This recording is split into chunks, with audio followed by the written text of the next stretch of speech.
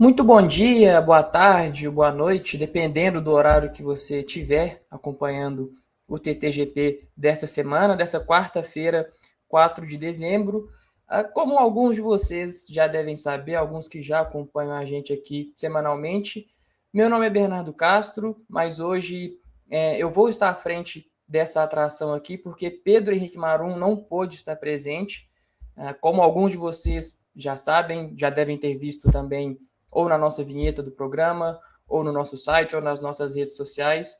O Grande Prêmio segue sendo a casa oficial da Fórmula E aqui no Brasil para a temporada 2024-2025. E o Marum, nesse momento, ele está viajando para São Paulo, porque nesse fim de semana tem a primeira etapa da Fórmula E, então ele vai estar lá com grande parte da equipe do Grande Prêmio, o Grande Prêmio que vai cobrir a corrida em loco. Vai ter também JP Nascimento, Pedro Luiz Cuenca, Giovanni Danjo, Guilherme Bloise, Daniel Balsa, creio que eu não estou esquecendo de mais nenhum nome por aqui. E por falar no Balsa, já vou chamar tanto ele aqui quanto o Caio Esteves para poder dar os seus destaques iniciais da atração dessa semana. Bom dia, pessoal. Bom dia, Caio. Bom dia, Balsa. Tudo bem, Bernie? Bom dia, boa tarde, boa noite aí para todo mundo que está acompanhando a gente, para você, para o Balsa, nosso parceiro aqui também de TTGP. Agora, a Carol que também tá fazendo aí o trabalho de produção hoje. E muito bem lembrado, né? A Fórmula E volta agora nesse fim de semana para a temporada. Uma temporada que para mim eu acho que ela tá bem mais atrativa do que as últimas. A gente tem um trem de força novo na Fórmula E, que é o Gen3 Evo. Algumas equipes evoluíram muito seus carros. Acho que a Nissan é a grande bola da vez aí da categoria e promete ser realmente um time para brigar por mais vitórias na Fórmula E esse ano. Manteve lá o Oliver Rowland, que é um baita piloto, trouxe o Norman Nato também de volta. Então, eu acho que tem grandes expectativas, né? E, lógico, a Porsche tentando defender o título com o Pascal Wehrlein depois do título de pilotos, né? O título de equipe ficou com a Jaguar, mas o de pilotos ainda segue com o Wehrlein. Mas falando hoje do que a gente tem de conteúdo de Fórmula 1, a gente também tem a encerramento da temporada da Fórmula 1 e também mostra muita coisa, né? Muita coisa vai ser definida nesse fim de semana, sobretudo o Mundial de Construtores. Só queria deixar esse destaque da Fórmula E mesmo, para a gente ficar ligado, porque é o EP de São Paulo, a categoria vai estar aqui no nosso país e a Fórmula E tem crescido muito. E vamos falar bastante de automobilismo durante o ano, de Fórmula E, MotoGP e, lógico, nesse fim de semana também com Fórmula 1. É isso aí. Boa tarde, Balsa. Animado para o fim de semana? Muito animado. Boa tarde, bom dia, boa noite, boa madrugada. Bernie, Caio, Carol que está aqui, todos vocês que estão nos acompanhando. É a decisão, assim, animado porque é a decisão da Fórmula 1, abertura da Fórmula E. E, óbvio, a gente, como no fundo, somos todos fãs, né? E ficamos animados com quanto mais corridas, melhor, né? Mas aí pesa uma crítica à FIA, né? Você imagina se o Verstappen já não tivesse sido campeão, a tensão que estaria sobre Abu Dhabi e a abertura da Fórmula E no mesmo final de semana, sob o mesmo guarda-chuva, não é mesma organização, porque são empresas diferentes, mas a FIA que enfim, está ali com a direção de prova e tudo mais, de certa forma, dá um peso aí na promoção, coloca a abertura de um campeonato tão importante e a decisão de outro no mesmo final de semana, né? Por esse lado tem que ficar aí o puxão de orelha, mas assim, muito animado, estarei lá no AMB para ver tudo de perto.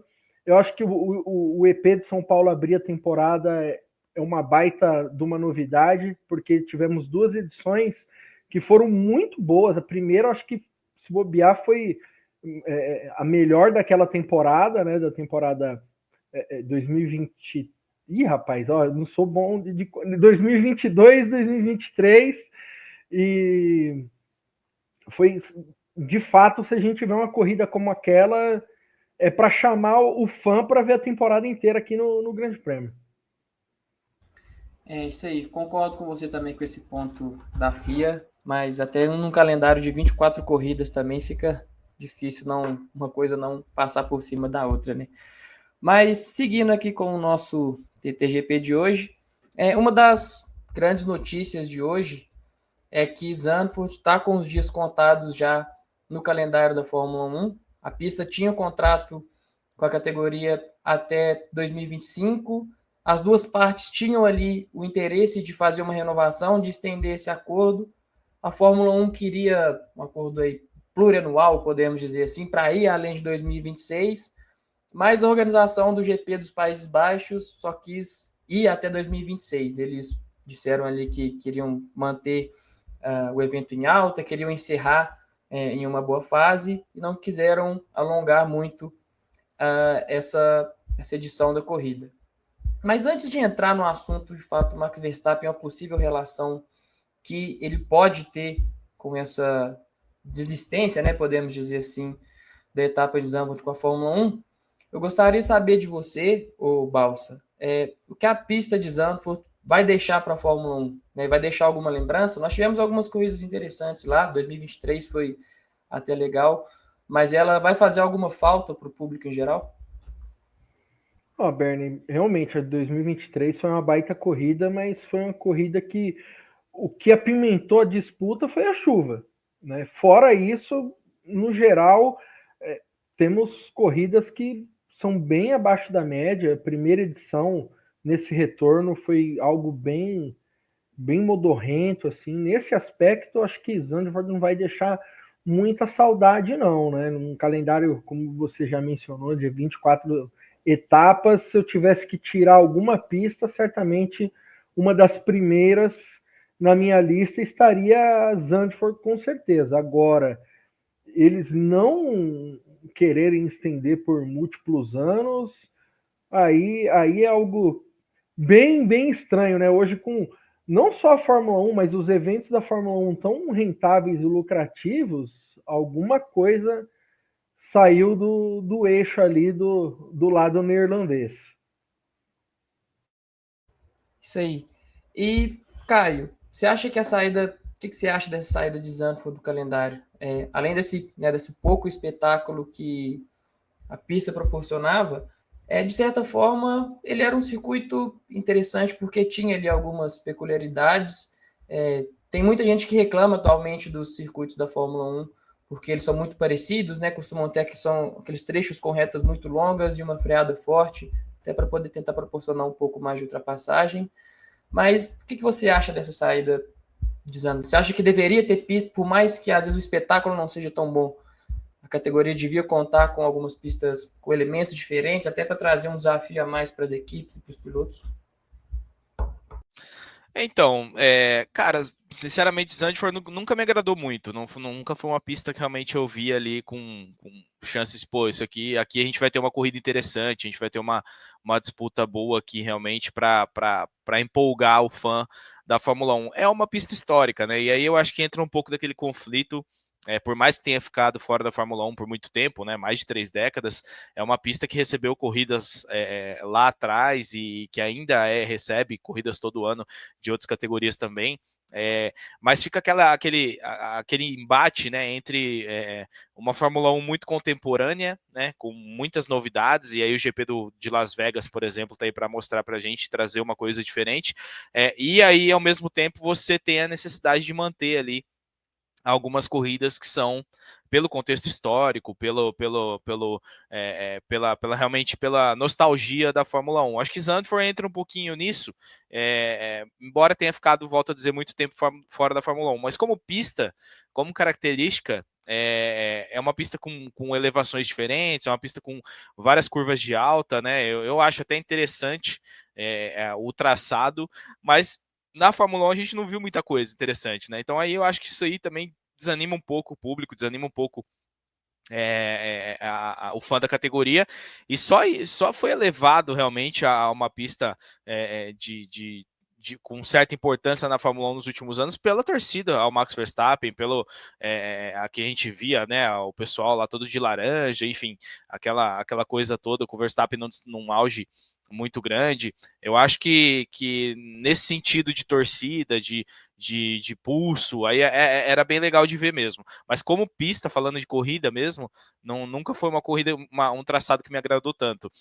Eu prefiro, por exemplo, a África do Sul. Eu acho que é uma pista que para mim tem um traçado muito bom, que permite várias ultrapassagens, e quando o Balsa fala que acha que tem alguma coisa na manga, eu concordo totalmente. Eu imagino que a Fórmula 1 já tenha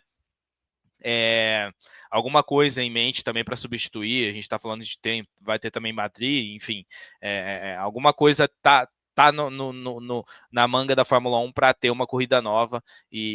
Mas volto a dizer, eu sou um defensor ferrenho da África do Sul. Eu acho que ela devia voltar à Fórmula 1 e gosto muito. É uma pena que não está nas previsões aí da categoria por enquanto, né? Já que o Caio citou uma corrida que ele gosta, uma pista que ele acha interessante, que eventualmente ele colocaria no lugar de Zandvoort, Balsa, que pista que você acha que falta estar no calendário da Fórmula 1? Uma que já está fora há muito tempo, uma que deveria voltar, uma inédita? O que você adicionaria nesse calendário? Seria legal em Bathurst, mas não dá muito certo lá não. Mas eu acho que assim, por ser um campeonato global, a Fórmula 1 é um. Assim, a FIA tem muitos campeonatos mundiais, mas a Fórmula 1 tem uma proporção que é muito acima de qualquer campeonato. Então falta uma corrida na África, né? Foi aí, meu voto seria para Kyalami, mas uma pista que eu gostava e sempre dava, a maioria das vezes, corridas boas era a Malásia. Então é uma pista que eu traria de volta ao calendário, apesar de que não é, digamos assim, um ponto muito bacana no ponto de vista para pilotos, equipes e tudo mais, né? Exceto a Mercedes, que ali é a sede da Petronas, né? Mas eu iria de Malásia para voltar, óbvio.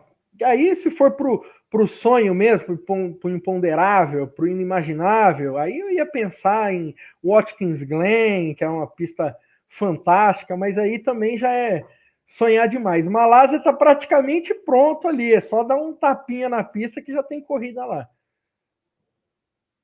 Eu concordo com você, acho a ideia da Malásia muito interessante, a pista é legal, mas acho que sobretudo a África do Sul também seria interessante por esse fato que você citou, ser o campeonato mundial, então passar ali em todos os continentes, acho que daria uma coisa, uma pitada mais interessante para o Mundial como um todo. E também é um novo mercado para a Fórmula 1, de certa forma, né? Que já está ali, tanto sem piloto quanto sem uma corrida há bastante tempo. Mas o GP dos Países Baixos, ele recebeu a Fórmula 1 por bastante tempo, vocês citaram aí, foi de forma praticamente ininterrupta entre 1952 e 85, passou por esse hiato bem grande aí, desse tempo que ficou sem corrida lá, mas a coisa voltou a ferver um pouquinho ali naquele período que o Verstappen ainda nem era o Verstappen de hoje, ele era só um talento que estava surgindo na Fórmula 1, já tinha algumas vitórias ali, mas ele já mobilizava muita torcida nas corridas na região ali próximas dos Países Baixos. Então a gente via a Bélgica, que tinha muito torcedor neerlandês, principalmente na Áustria também tinha bastante, aquele mar laranja. Então a própria Fórmula 1 deu uma mobilizada ali para poder viabilizar essa corrida na Holanda. Tiveram reformas na pista, eles tiveram um trabalho bem grande ali para poder fazer, né, essa coisa acontecer, essa corrida voltar a acontecer ali nos Países Baixos. E hoje a gente vê que o Verstappen, ele vive o auge da carreira dele, conquistou o 4º título consecutivo agora em Las Vegas, muito provavelmente vai continuar sendo competitivo nos próximos anos. É lógico que tem que ver um pouquinho também o que ele vai ter de equipamento em mãos, mas minimamente competitivo, acho que dá para a gente imaginar ele sendo com a Red Bull tanto em 2025 quanto possivelmente em 2026. Mas ainda assim, o GP dos Países Baixos está com receio de continua tendo essas arquibancadas lotadas, mas eles ainda estão com esse certo receio.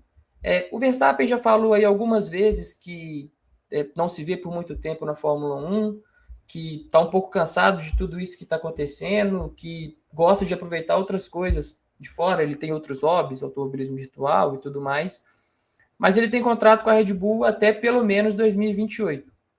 E o pai do Verstappen também, ele deu uma declaração recente para o Gazeta dello Sport, falando que o Verstappen vai cumprir de fato esse contrato, só que deixou de novo em aberto o futuro do Verstappen na Fórmula 1. Então, dá para a gente dizer, Balsa, que esse receio aí de Zandvoort em ampliar, né? Porque a Fórmula 1 a gente viu que ela queria ter a praça por mais tempo, Zandvoort só quis ir até 2026. Dá para a gente dizer que tem um certo receio do Verstappen dependendo abandonar a Fórmula 1 e eventualmente as arquibancadas passarem a ficar vazias, ou você acha que tem alguma coisa a mais envolvida ali? Bernie, eu acho que tem alguma coisa mais envolvida, porque hoje a Fórmula 1 tomou uma proporção tão grande que vamos supor que o Verstappen fala, cansei, parei, não vou correr mais na Fórmula 1. Eu acho que a Holanda, por ser um país de boa localização na Europa, e que na Europa a gente sabe que a locomoção é muito simples. O cara pega um trem, um avião, vamos supor, um inglês, fala, vou querer assistir uma corrida lá. É muito mais viável do que a gente, por exemplo, eu aqui de São Paulo, querer assistir uma corrida em sei lá, eu ia falar Curitiba, mas não tem mais autódromo, no Rio Grande do Sul, por exemplo. Lá é mais viável, o poder econômico é maior e tudo mais. Então o autódromo lotaria da mesma forma. Não ia ser aquele negócio pulsante que são os GPs as corridas, né, em Zandvoort, mas para mim a arquibancada estaria lotada sem sombra de dúvidas. Então eu acho que tem alguma outra coisa, de repente dinheiro público que não vai sair mais, que a gente sabe que para viabilizar essas coisas, GP na Fórmula 1 envolve órgãos municipais, estaduais, federais, falando aqui no caso do Brasil, né? Então eu acredito que tem alguma coisa aí nesse sentido. Não, assim, eu não descarto o Verstappen deixar a Fórmula 1, porque para mim é um cara que respira corrida. Só que todo em volta para ele me parece que é algo muito arrastado, sabe? Ação promocional, ter que lidar com politicagem. Eu não quero nem falar de modo pejorativo. Às vezes dá a impressão que o Verstappen tem preguiça de pensar. O negócio dele é acelerar e pronto, tem que parar em qual volta. E a única coisa que ele vai questionar é o engenheiro, porque é um cara viciado em corrida e a vida dele é corrida. Um entorno que me parece que é enfadonho para ele. Sim. E até voltando, aproveitando essa discussão também, Caio, você acha pessoalmente que o Verstappen realmente vai deixar a Fórmula 1 no futuro próximo? Acha que tem um pouco de blefe? Vai depender de como que vai ser o desempenho de equipe A ou B? Como é que você projetaria esse futuro? Cara, o Verstappen tem um tipo de comportamento que pessoalmente me agrada bastante, que é o comportamento de pensar o seguinte: a Fórmula 1 não é o último lugar do mundo que eu quero estar, não é o último lugar do mundo que eu preciso ficar. Eu não é depois do que ele conquistou e do que ele construiu como piloto e com os 4 títulos, ele não vê a Fórmula 1 como assim uma coisa que é imprescindível na vida dele. Eu acho isso interessante quando a gente fala de um piloto de alto nível que não precisa mais provar nada para ninguém e que assim não deixa de dar suas opiniões, não deixa de ter ali conflitos quando precisa para mostrar que realmente ele tem ali que ser ouvido. A gente tem visto aí essa polêmica toda com a FIA, né, com os absurdos que o presidente da FIA tem feito, e eu acho legal essa postura do Verstappen de não entender a Fórmula 1, não precisar realmente recuar só para garantir um lugar na Fórmula 1, uma vaga na Fórmula 1, porque ele sabe do potencial dele. Dito isso, analisando o Verstappen como atleta, a questão esportiva, é claro que ele vai perder se ele ficar fora da Fórmula 1, é claro que ele vai ser ruim para a carreira dele se ele não tiver no maior cenário do automobilismo mundial. Então, assim, ele tem 27 anos ainda, cara, ele tá muito novo, ele pode correr tranquilamente mais 10 anos aí, ou até mais, né? A gente tem visto Hamilton, Alonso, enfim, em alto nível. Então, ao mesmo tempo em que ele não é um cara que também leva desaforo para casa, ele sabe que para ele é importante estar ali no grid, estar ali na Red Bull, estar ali na categoria. E ele vai ter espaço até a hora que ele quiser. Porque embora ele fale e às vezes desagrade a uns ou a um ou a outro, no volante ele é o cara que se garante, no braço ele se garante. Então ele não vai deixar de ter vaga no grid da Fórmula 1. Eu acho que ele basicamente joga com as cartas que ele tem, como ele faz na pista. Ele sabe disso, ele sabe que independente do que ele falar, a não ser que seja um absurdo gigantesco, obviamente, mas mantendo essa linha, respeitando ali as 4 linhas, né, que o pessoal fala, obviamente, do jogo, né, ele vai continuar dando a opinião dele e ser ouvido, e vai continuar tendo vaga no grid, vai continuar sendo competitivo, vai continuar sendo desejado por outras equipes. Então, para ele é fácil. Ele está hoje num ambiente confortável para ele e que ele gosta, né, de ser um cara mais antagônico, de ser um cara mais opositor, digamos assim.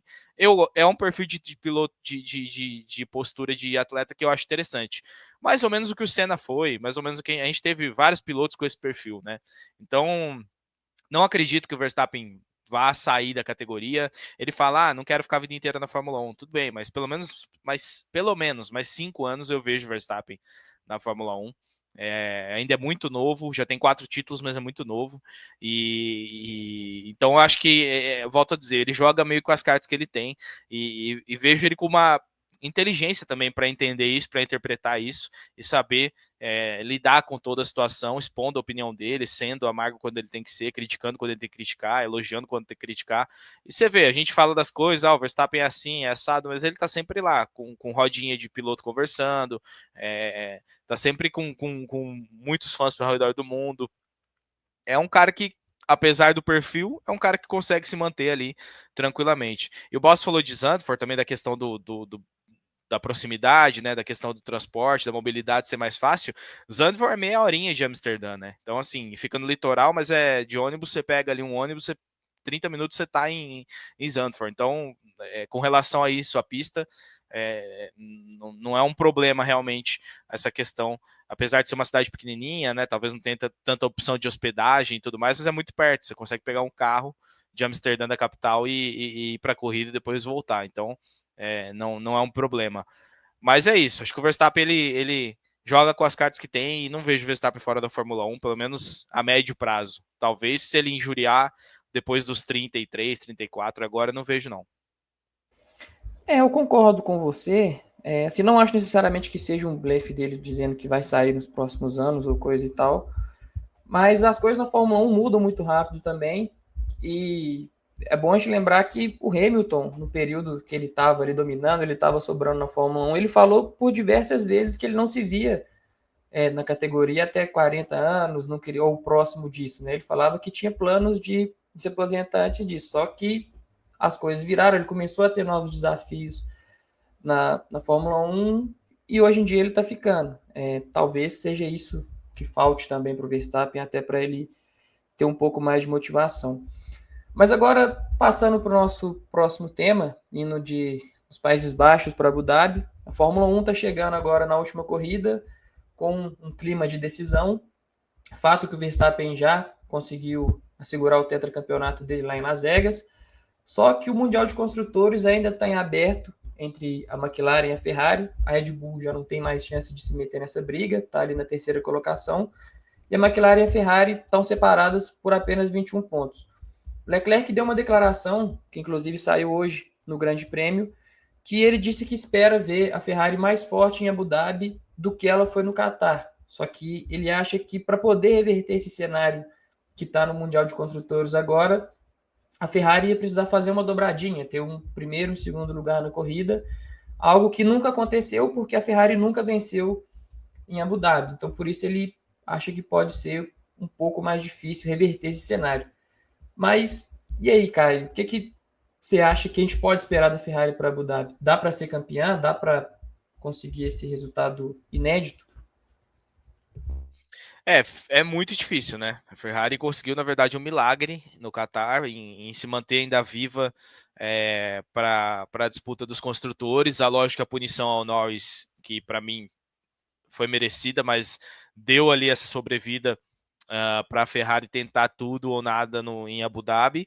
E o Leclerc ele fala que ele acredita na verdade, não a única possibilidade, mas a maior possibilidade seria uma dobradinha, né, com o Sainz para fazer o maior número de pontos possíveis, e ele fala que para ele é só essa possibilidade teria alguma chance de título para a Ferrari, e ele acredita que isso é possível. Óbvio que é possível, né? A Ferrari não está com um carro tão fraco, venceu algumas corridas, é um time realmente que tem ali um carro competitivo, mas assim, cara, é uma chance muito remota, na minha opinião. Eu acho que a McLaren chega, por mais que não esteja tão dominante como a gente viu nas últimas corridas, no meio da temporada, sobretudo, ainda é um carro muito forte, ainda é um carro que pontua. Eu acho que vai depender muito também do desempenho do próprio Piastri, que é um cara que está oscilando muito nessa reta final da Fórmula 1 e precisa melhorar um pouquinho, embora tenha bem no Qatar, ainda precisa ser um pouco mais regular na temporada, então vai fazer muita falta se ele não conseguir desempenhar um bom papel em Abu Dhabi. Mas há uma disputa, né? São 21 pontos de diferença. A Abu Dhabi é uma pista que eu acho que equilibra um pouco as coisas. A McLaren, na minha opinião, é um carro que vai se adaptar a esse tipo de traçado, é um carro que consegue se adaptar a qualquer tipo de traçado da melhor maneira, e a Ferrari também é um carro forte desse tipo de pista. Então, assim, eu prevejo a McLaren com o título de construtores, acho que fica com a McLaren, mas não acho que vai ser uma coisa simples. Acho que a Ferrari vai ameaçar, vai arriscar tudo para tentar, até porque não tem nada a perder, né? Se de repente não conseguir o auge, que seria essa dobradinha em Abu Dhabi, não tem outra corrida para conseguir mais pontos. Então, vai ser meio que tudo ou nada mesmo, mas para mim fica com a McLaren o título. Acho que a McLaren consegue segurar esse título aí. Sim. E, Balsa, você acha que a Red Bull pode ser um fator que pode... A Red Bull do Verstappen, obviamente, pode ser um fator que atrapalha esses planos da Ferrari de conseguir uma dobradinha, dependendo, o Verstappen consegue se colocar na primeira posição ou no segundo lugar ali, ou a gente vai ver um cenário um pouco diferente na Red Bull agora, mais do que a gente viu nas últimas corridas, tendo um pouco mais de dificuldade, sofrendo um pouco mais com o carro. Olha, Bernie, é uma equação complicada, assim, porque a Red Bull ela pode atrapalhar a dobradinha da Ferrari, a Red Bull, no caso, o Verstappen, né? E aí a gente pode até trazer a Mercedes, e depois do Qatar que o Hamilton falou, eu tô lento, não tenho o que fazer, eu tô lento mesmo, aí eu coloco então a Mercedes do Russell, eles podem ser o fiel da balança nessa disputa de construtores. Eu tô com o Caio que eu acho que vai ser muito difícil a Ferrari tirar esse título da McLaren, que para mim a McLaren não se portou como melhor equipe, apesar de ter o melhor carro. Se atrapalhou muito em algumas decisões ao longo do ano, mas o carro aí, ao meu ver, sobrou na maior parte das corridas. E aí o Verstappen, o Russell, e aí, óbvio, o Hamilton, tiver num dia bom, tiver motivado para querer encerrar em alta, eles podem não só serem favoráveis à Ferrari, numa dessa Ferrari some na frente, aí depois vem Verstappen, o Russell, vem o Hamilton, e aí só a McLaren, aí ficou lindo para a Ferrari, como eles podem estar melhor que a Ferrari, e aí não adianta, se não for, para mim, se não for dobradinha da Ferrari, a Ferrari não vai ter chances aí para esse título de construtores. E agora uma pergunta para os dois, pode ser até um pouquinho mais rápida, se vocês preferirem. O que a gente pode esperar do Carlos Sainz nessa corrida? Porque é a última dele com a Ferrari, né? No ano que vem já vai estar com a Williams. A gente sabe que ele é um piloto muito inteligente, principalmente nessas situações de um pouco mais de tensão, apesar de não depender só dele agora também, ele depende de um companheiro de equipe. Mas ele é um cara que consegue ter uma leitura muito inteligente das corridas, às vezes ele mesmo bola algumas estratégias ali dentro do carro. Você acha que a Ferrari pode se sobressair com ele num momento como esse? O que a gente pode esperar dele? Ele vai querer fechar ali em alta passagem dele com a Ferrari ou tá tudo certo da forma que tá? Pode começar por você, Caio. É uma questão interessante, porque ao mesmo tempo que ele, obviamente, ele já falou isso, né? Que ele queria encerrar com chave de ouro, né? Sair por cima, encerrar bem, e venceu, né? A corrida no México ele tinha até falado antes, ó, seria um sonho para mim vencer mais uma corrida com a Ferrari, ainda mais agora que eu tô saindo e tudo mais. E aí no fim de semana seguinte ele consegue vencer a corrida.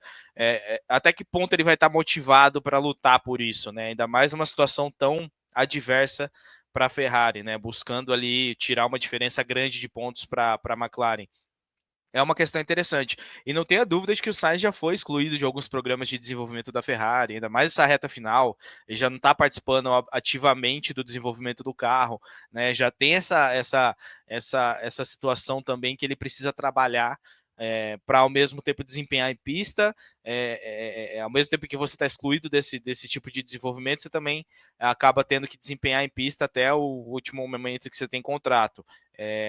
Mas é uma coisa que só ele vai saber dizer, só ele vai saber responder. Eu acredito que ele vai competir. O cara tá na pista para realmente querer pontuar. Lembrando que é ele ali no carro, ele que vai ser elogiado ou vai ser julgado se tiver um desempenho ruim e de repente não colocar a Ferrari numa condição de disputa e o Leclerc, por exemplo, vence a corrida e ele não consegue chegar perto do pódio, ele vai ser o cara que vai ser visto como o que deveria ter entregado. Então, assim, o piloto tá ali, é ele, né? É a cara dele que tá ali sendo julgada pro bem ou pro mal. Então, eu acho que ele vai competir de todas as formas, mas acabou a corrida, pensamento na Williams, né? E aí já tem teste pré-temporada, já tem toda aquela situação de desenvolvimento, né? Ao que tudo indica, o Colapinto vai ser reserva da Williams no ano que vem também, então também vai trabalhar nesse desenvolvimento. É importante ter o diálogo ali já de imediato com os pilotos que estão nesse momento correndo como titulares pela Williams. Então eu vejo o Sainz brigando, mas eu acho que ele vai estar brigando mais por ele do que, obviamente, pela Ferrari. É assim que eu vejo. Certo. E você, Balsa, você vê da mesma forma? Acho que vai ser uma coisa um pouco mais individual, até por conta também daquela treta um pouco forte, podemos dizer assim, que aconteceu entre o Sainz e o Leclerc lá em Las Vegas?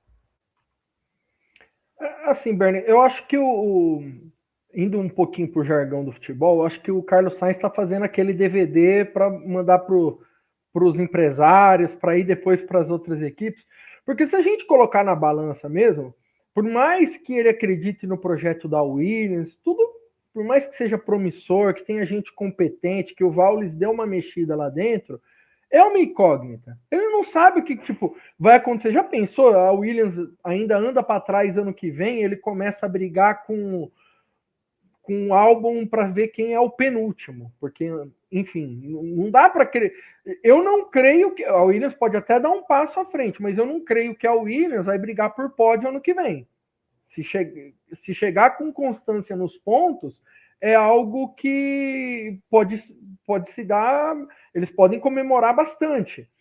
E então acho que o Sainz assim vai competir por ele, vai tentar levar esse título de construtores para a Ferrari, porque ele vai colocar no DVD e no currículo lá, e vai falar, ó, tá vendo aquele título? Ferrari não ganhava o título de construtores há um bom tempo. Eu fui para lá, as coisas mudaram, entendeu? Eu não sou esse cara mediano como me pintaram por aí. Eu sou um cara top, eu sou um cara de ponta. Se a Mercedes e a Red Bull não me quiseram, eu vou. O duro que não tem muita opção, só tem a McLaren que ele já saiu de lá também. Mas de alguma forma, eu acho que o Sainz vai tentar, não só em Abu Dhabi, mas como ele tentou ao longo da temporada, mostrar de fato o valor dele.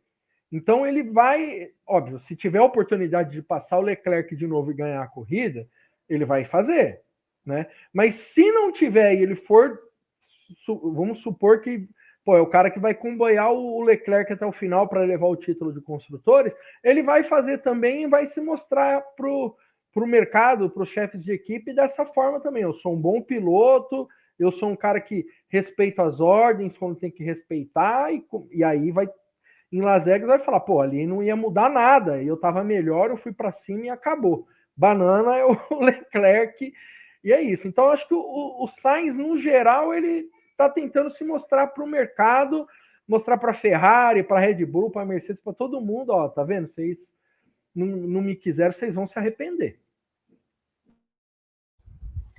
Concordo com vocês também, principalmente quando você falou essa parte de querer mostrar no DVD que ele conseguiu fazer a Ferrari campeã. Acho que mais do que isso, o Sainz ele pode mostrar uma coisa para essas outras equipes, que ele fez parte de reformulação de duas equipes muito importantes, né? Ele chegou na McLaren no momento que a equipe estava naquele limbo, estava estava caindo aos pedaços praticamente, e junto com o Norris ali, eles foram construindo, a equipe começou a evoluir.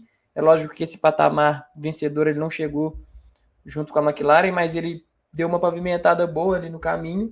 E a mesma coisa com a Ferrari. Ele chegou no momento ali pós 2020, que teve todo aquele problema com os motores, a equipe ainda estava um pouquinho bagunçada ali, mas eles conseguiram fazer um trabalho para o time voltar a ser vencedor. Então começaram 2022 muito bem e tudo mais. Então acho que nessa questão de reestruturar a equipe, né, de ajudar no desenvolvimento, eu vejo o Sainz como um cara muito, muito importante, muito bom nesse aspecto também.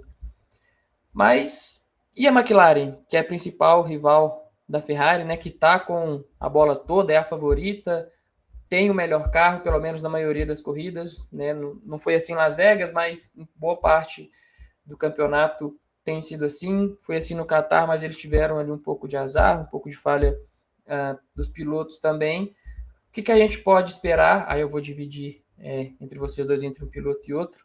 Primeiro, do Caio, o que a gente pode esperar do Norris nessa corrida?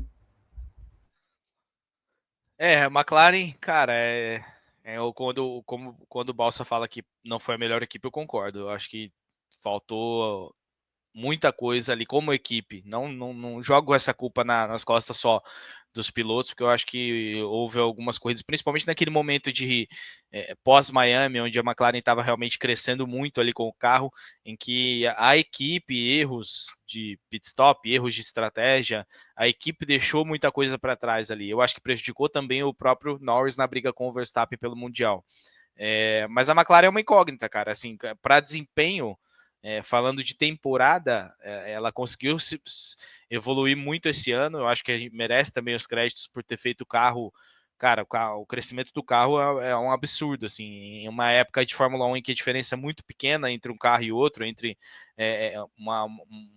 o último carro nesse momento, que é o da Sauber, até o primeiro carro, que é da McLaren, a diferença é de muito pouco tempo. Então, o que a McLaren conseguiu merece sim o mérito, mas como a equipe estrategicamente falhou muito, precisa melhorar. Eu acho que não tem como. Cara, é muito remota a chance, volto a dizer, da Ferrari levar esse título de construtores. Acho que vai acabar realmente caindo ali para a McLaren pelo que ela construiu pós Miami. E aí tem também esse mérito. Mas faltou um pouco mais como equipe, acertar um pouco mais a estratégia, ser um pouco mais decisivo em alguns momentos, entender melhor o momento ali de cada corrida para maximizar o desempenho, maximizar o resultado. Para mim, a McLaren já erra ao estar disputando o Mundial de Construtores na última rodada com a Ferrari. A McLaren tinha potencial para estar muito à frente, para já chegar em Abu Dhabi tranquila com esse título. Então, acho que nesse sentido merece a crítica. Mas, lógico, a gente também não pode ignorar o mérito e o que a McLaren desenvolveu com esse carro. Então, para mim, o título fica com a McLaren, sim. Acho que o Norris vai fazer uma corrida nos pontos, creio que pega um pódio, mas a gente sabe, né? A gente sabe como está a Fórmula 1. O Verstappen, ninguém falava que ia ganhar as últimas corridas, foi lá e venceu. Então, como volto a dizer, a diferença está muito pequena. Mas acho que a McLaren pontua e fica com o título, sim. E o Piastri, Balsa? Porque desde que a McLaren falou que o Norris ia ser o primeiro piloto ali da equipe, né? Porque ainda tinha aquela sensação de que ele poderia brigar pelo título. Piastri até apareceu um pouquinho ali no GP do Azerbaijão, que foi quando o Norris errou na classificação, mas desde então ele tem sido completamente apagado, até conseguiu um pódio no Qatar, mas como é que ele vai ser agora? Ele vai jogar contra a McLaren, vai continuar apagado, vai reagir de vez? O que você espera disso? Olha, Bernie, eu acho que depois de que o Stella falou, não, vamos conversar aqui os papaiarrules, eu acho que o papo ficou meio torto, sabe? Porque ele falou, não, a gente sentou, se acertou, aí veio o Piastri, não é bem assim. E no fim, a gente viu pela sprint de São Paulo que ele levantou o pé e deixou o Norris levar aquela ali. Eu não sei se se depois disso algo mexeu ali na cabeça do Piastri, mas realmente ele ficou bem apagado e eu não tenho expectativa de que ele vai voltar a ser aquele Piastri de antes desse papo, não que era um gênio do volante, mas era um cara que entregava resultado a ponto do pessoal questionar se o Piastri não ia ser o piloto número 1 em 2025. Eu acho que ele precisa dar essa resposta, mas pela apatia dele nas últimas corridas, como foi nessa última do Qatar, ele subiu ao pódio, mas assim, eu confesso que eu fiquei surpreso. Eu até que era quem ia levantar a notícia do Piastri para o site. Eu confio, caramba, o Piastri está no pódio? Pô, para mim ele estava em sétimo, oitavo, se arrastando com o carro, porque ele estava muito apagado na prova, e ele tem sido apagado. Eu acho que se a gente pegar o final de semana em São Paulo, se tirar a sprint, que aí ele sentou a bota, a corrida também ele nada. E aí, Las Vegas, óbvio, a McLaren sofreu como um todo, mas ele se tornou um mero coadjuvante do Norris. Então, se ele conseguir, pelo menos, comboiar o Norris na corrida, e aí a McLaren tendo aquele ritmo de pódio, aí tudo bem, o construtor está mais do que garantido. Mas eu não espero o Piastri dentro da McLaren mudando esse jogo para a última etapa, não. Acho que ele vai ser, de novo, um cara bem mediano, como ele foi nas últimas corridas. E a última, para a gente poder fechar esse assunto de Mundial de Construtores, assim, eu já imagino qual vai ser a resposta de vocês, baseado no que a gente discutiu aqui, mas quem merece mais esse título de construtores, McLaren ou Ferrari? Pode começar por você, irmãos. Quem você acha? Olha, eu acho que por mais que a Ferrari progrediu muito pela mão do Vasseur, a gente viu menos erros do que, na época do Binotto era roteiro dos trapalhões, não tem muito o que falar, não. Melhorou bastante, só que a Ferrari, ela, queira ou não, ela não oscilou tanto, mas ela deu uma oscilada, tipo, começou bem, se aproveitou ali quando a Red Bull falhou na Austrália, que a Red Bull era imparável, eles se aproveitaram, fizeram dobradinha, só que depois a McLaren veio, a Ferrari deu uma queda que até voltar para o prumo demorou muito. E nisso a McLaren, por mais que... Bom, essa história do papai Arrules aí, que um falava uma coisa, o outro falava outra, que era outra coisa, que um não queria. Algumas decisões de pista, por exemplo, a ordem de trocar o Norris com o Piastri na sprint de São Paulo, pelo amor de Deus, a troca lá na Hungria, por mais que não, a gente tinha um acordo, mas a forma como foi feita é algo muito, cara, meio amador, sabe? Mas mesmo assim, por ter um nível de desempenho mais alto, por mais vezes ao longo da temporada, o título é merecedor para a McLaren. E você, Caio, você concorda com o Balsa? Tem uma opinião diferente? Não, também acho que sim, apesar dos pesares, né, e da crítica que a gente falou da McLaren, para mim ela poderia estar muito mais tranquila do que está nesse momento, nessa última rodada do campeonato, nessa última etapa. A queda da Ferrari depois do GP de Mônaco, né, quando o Leclerc vence, e depois você tem Canadá, agora não vou lembrar, Espanha, né, Áustria, a McLaren a Ferrari cai muito de desempenho, principalmente com o Leclerc, né? O Leclerc não consegue realmente voltar ao pódio, fica ali umas 5, 6 corridas sem conseguir pontuar. O Sainz que volta, faz um terceiro lugar depois, mas assim, muito pouco do que a Ferrari. Ferrari começou o campeonato, gente, como segunda força, né? Duelando ali com a Red Bull. Então, assim, a queda foi muito acentuada, demorou muito para ter esse retorno, e quando retornou já viu uma McLaren muito dominante, né, com a Red Bull também fazendo frente ali, em certos momentos do campeonato, com a queda também da Red Bull, Ferrari e Red Bull é quem competiam mais. Então, assim, acho que a McLaren merece pelo que fez com o carro no ano. Ninguém imaginava a McLaren tendo o melhor carro no ano. Todo mundo falava de Ferrari e Red Bull, e aí acho que o que a McLaren conseguiu desenvolver com esse carro foi realmente digno de título. Então acho que vai estar em boas mãos, sim. Pelo que todas as equipes produziram, acho que a McLaren foi a que mais conseguiu desenvolver uma coisa diferente para fazer desse carro vencedor. E aí também acho que é justo a gente acreditar também os pilotos, né? Os pilotos em muitas corridas foram bem. O Piastri teve momentos muito bons na temporada, embora oscile ainda, teve momentos bons. O Norris também conseguiu pontuar muito, conseguiu fazer frente em muitas corridas ao próprio Verstappen, e levar essa equipe ao favoritismo agora, possivelmente título do Mundial de Construtores. Olha, eu confesso que eu achei que vocês diriam o contrário, pelo que a gente falou da McLaren aqui, por todos esses erros. Mas, de fato, acho que se fosse para eu, sei lá, se fosse dar um mérito assim maior para alguém, eu acho que eu iria de Ferrari, sabe? Por mais que o momento da Ferrari tenha sido pior nesse período que a gente citou, que mal conseguia pontuar, acho que a McLaren, por outro lado, ela mostrou que mesmo você tendo o melhor carro na Fórmula 1, você pode não conseguir tanto o título de pilotos quanto de construtores, né? Eu acho que os inúmeros erros de estratégia que eles tiveram, vitórias que eles deixaram de ganhar, né? Se a gente for pensar, eles tiveram o melhor carro do ano por maior parte do tempo, mas eles têm o mesmo número de vitórias do que a Ferrari, se eu não tiver feito a conta errada, mas eu acho que está 5-5 ali, não é? Em questão de vitórias. Então, acho que, não sei se eu diria que necessariamente a McLaren seria a mais merecedora. Acho que ficaria justo também caso a Ferrari levasse esse título para casa.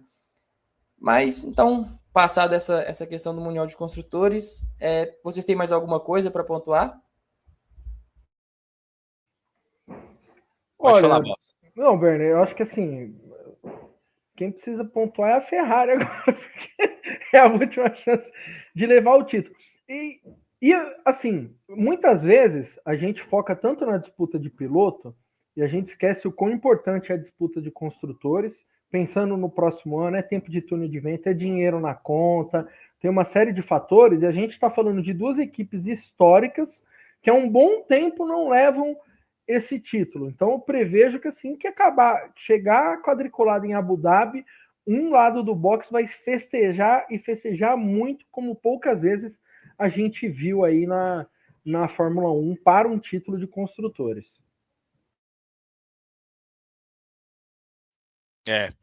E eu também acho que é um título muito importante. Quem quer que seja o campeão, acho que vai estar, querendo ou não, em boas mãos, pelo que todas as equipes apresentaram na temporada. Todos oscilaram muito, né? A verdade é essa, né? Nenhuma equipe foi regular. Então, eu acho que isso na Fórmula 1 também mostra esse senso de competitividade, esse momento do esporte, que eu achei super legal. Essa temporada foi muito boa, de 4 equipes brigando em várias ocasiões ali para ver quem vencia. A gente teve uma retomada surpreendente da Mercedes também, vencendo 2 corridas seguidas. Então, assim, houve muitos elementos interessantes aí da temporada e eu acho que vai encerrar com uma boa corrida também em Abu Dhabi. Vamos esperar por isso também. E quem quer que seja o campeão também, acho que vai estar em boas mãos. Mas é legal também a gente falar, Bernie, aí se você quiser pontuar, também da Fórmula 2, da decisão do Bortoleto, né? A gente tem a diferença ali de meio ponto para o Adjar e vai ser tudo definido agora também, né? Exato, e o Bortoleto que, pelo menos na minha visão, acho que chega com muito menos pressão do que o Hadjar, apesar dele ter menos margem para erro ali.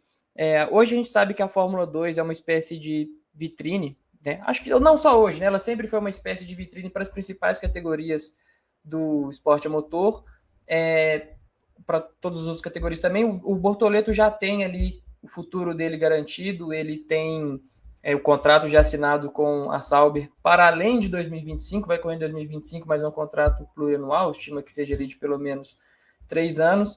Então, acho que ele chega com um pouco mais de tranquilidade para essa etapa em Abu Dhabi por diferentes fatores. Existe esse fato de ele já estar com o futuro dele definido, mas também a Virtuose, nessas últimas etapas, ela tem sido uma equipe mais consistente, podemos dizer assim, do que a Campos. A Campos ela não conseguiu manter a regularidade que ela tinha no início do campeonato, cometeu uma falha muito grande com os 2 pilotos na etapa no Azerbaijão, que eles tiveram um problema de freio ali durante a classificação. Então, acho que tudo isso joga um pouco a favor do Bortoleto. Fora que o Hadjar ainda tem ali que provar para a Red Bull. A Red Bull cobra muito que os pilotos deles tenham resultados para poder ser campeão e serem promovidos para a Fórmula 1. Esse é o objetivo do Hadjar, ele está de olho naquela vaga ali.